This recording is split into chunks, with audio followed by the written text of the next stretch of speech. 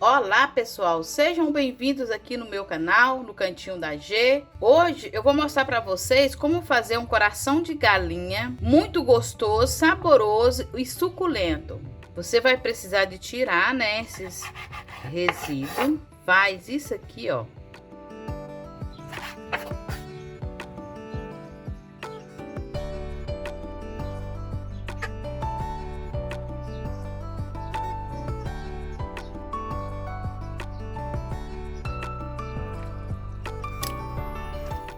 E agora você vai fazer assim, abrir eles sobre a tábua.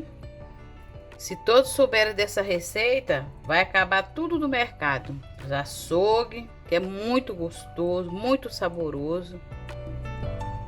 E agora você envolve ou um sulfilme ou um plástico. E é só bater.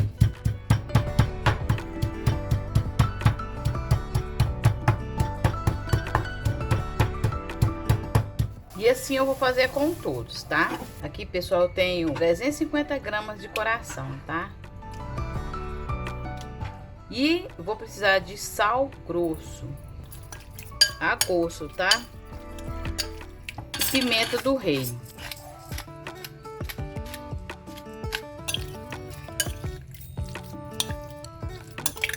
E aqui eu tenho meia colher de manteiga ou margarina.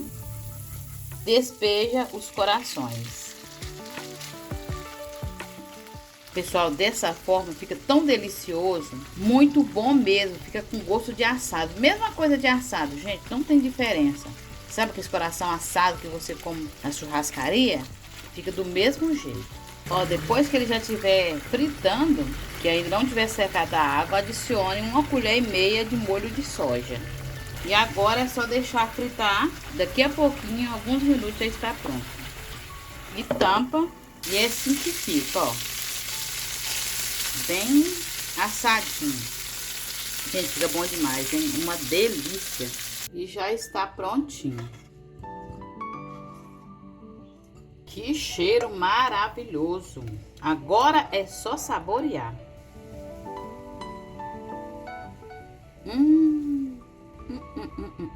Pessoal, fica bom demais. Vale a pena você fazer na sua casa desta forma. Parte ele assim. Ele pega bastante tempero. Fica muito suculento, gostoso e saboroso. Espero que todos vocês tenham gostado. E faz aí. Um abraço a todos vocês e até o próximo vídeo.